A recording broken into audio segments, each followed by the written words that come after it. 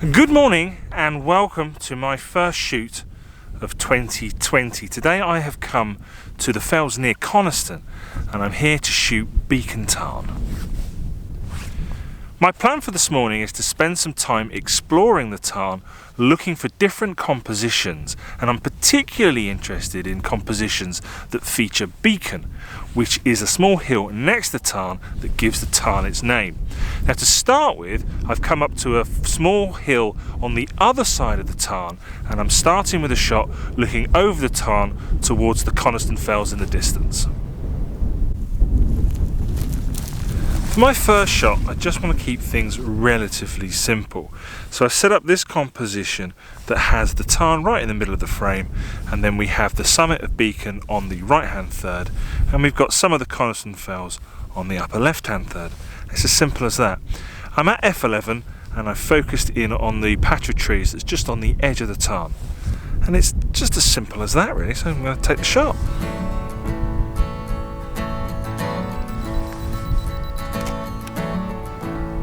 I think I can work with that.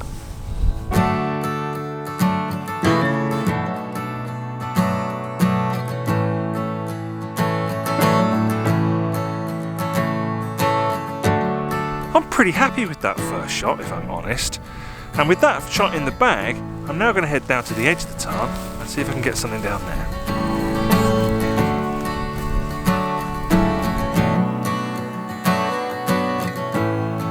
I've made it down to the edge of the tarn now, and I'm rather taken with this view across the tarn towards Beacon in the distance. What I like about this is that we're in quite a sheltered area, and so the water here in front of me is relatively still. It is still quite breezy, and you'll notice beyond that there's a patch of deeper water which is a bit more exposed, and that's much more broken. We've also got these reeds here in the foreground, and I think they'll make for a bit of an interesting feature. The problem with shooting water, particularly when there are no reflections, is you end up with quite a lot of dead space, so we can use some of those reeds to fill that area.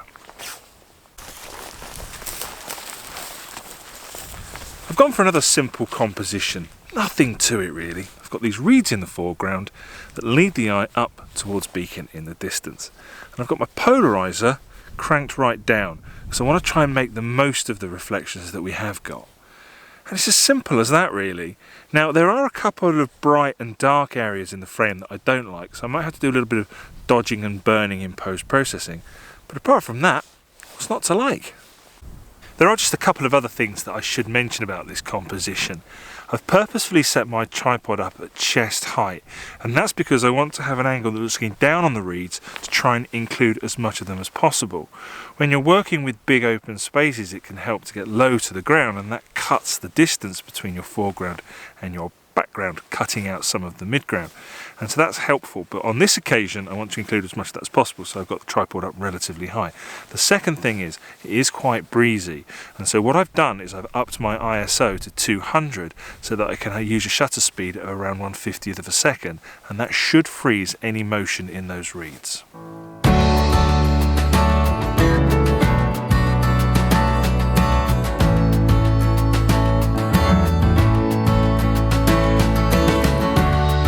I've now finished here at the edge of the tarn just as a big cloud has come over and covered up the sun. So what I'm going to do now is I'm going to follow this path around the edge of the tarn and make my way up to Beacon. But before I do that, I should just explain what I'm doing here. Now before Christmas I put out a video discussing the impact that criticism has had on me as a photographer. Essentially what it's done is it's made me want to play safe, to continue to visit locations that I know well and shoot compositions I know work. But that's kind of killed my creativity a little bit, and it's also a little bit boring for me. Now, a couple of weeks ago, a very good friend of mine, Julian Baird, put out a video that's really inspired me. Now, Jules and I are good friends and we have a lot in common. We're about the same age, I'm a little bit older, but had we been at school together, we would have been in the same class. And we obviously have a lot of similar interests, so we're very interested in landscape photography and obviously YouTube. And we also have a very similar approach to landscape photography. Both Jules and I like to plan our shoots beforehand, so we know what our composition is going to be when we get to a location. But the video that Jules put out, he was actually visiting a location he'd never been to before. He hadn't prepared at all. He was being spontaneous. And this has really inspired me to start coming out and looking for new locations and new compositions. So that's what I'm doing here at Beacon Tarn today. Now, this isn't the first time I've been here, but I haven't visited here for over 10 years, and it's vastly different from what I remember. So that's what I'm doing today. I'm trying to come out here and trying to be a bit spontaneous.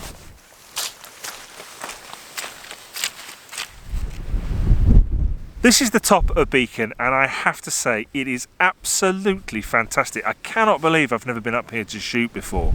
The views are brilliant. Wonderful views over Coniston and even better views towards the Coniston Fells.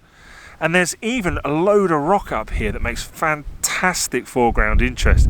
I think there's a huge amount of potential for a shot up here.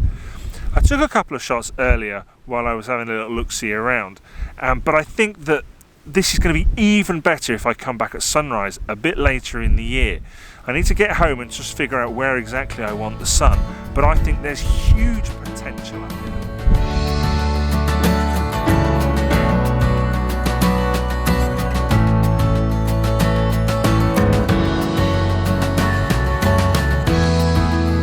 Let me explain a little bit about how I find new locations. So I use the OS map. I pore over the maps and I generally look for two things. The first is a body of water, so I like to shoot lakes and tarns and that kind of thing. And the other thing is points of elevation, where you can get views. And Beacon Tarn and Beacon itself, they've got all of that. So this place had fantastic potential. One of the things that I've stopped doing is looking at other photographers' work. So for example, I knew I was coming here today, but I didn't go onto Instagram and see what everybody else had done here. I wanted to come here with fresh eyes. And that's something that I'm going to continue to do. I don't think I've necessarily found the right composition, the best composition here, but I'm going to keep coming back and back again and work that out for myself. I am enjoying myself so much today that I think I'm going to head back down, and on the way down I'm going to see if I can find a fourth shot. Now normally I would only go for 3 shots. 3 is enough for me for one location, but today I fancy a pop at a fourth. Now will I be pushing my luck? I guess we'll just have to see.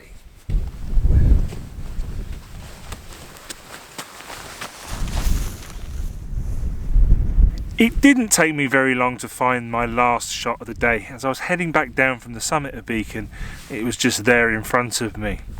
Now let me first explain a little bit more about what I'm looking for when I come to a location for the first time. The first thing I'm looking for is the opportunity to shoot towards the rising sun. So I'm looking for compositions that are pointing in the direction that the sun will rise. And the reason I do that is because I like to shoot in the mornings, but also because I want to maximize my opportunity of getting some color in the sky.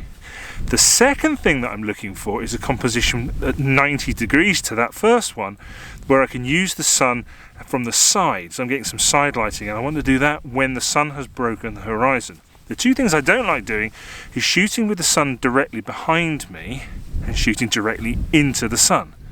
And that's exactly what I've done with this last shot. As I was coming down, we have these hills in the distance, and because the sun is directly behind them, we get this kind of layering effect. And so what I've done is put the telephoto lens on there, and I've zoomed right in at 200mm, the longest focal length I have, and I've focused on the hills, and it's a very abstract shot, and the hills get less and less distinct as they disappear into the background. So this is a very abstract shot. I was also shooting right open. I shot at f4, and I was using a shutter speed of 1/2000th of a second because it's so bright. And this is something that I would never normally do. And so I'm really pleased to give something new a try. I have no idea how it's going to come out. But coming out today and visiting somewhere for the first time and finding stuff that I like has really given me that confidence to try new things.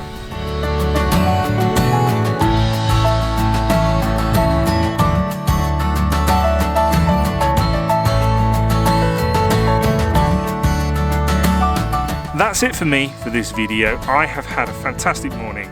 I'm really pleased with the shots that I've got, and it's great to get 2020 off to a good start.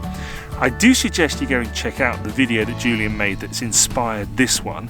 If you haven't seen it, there's a link in the description below.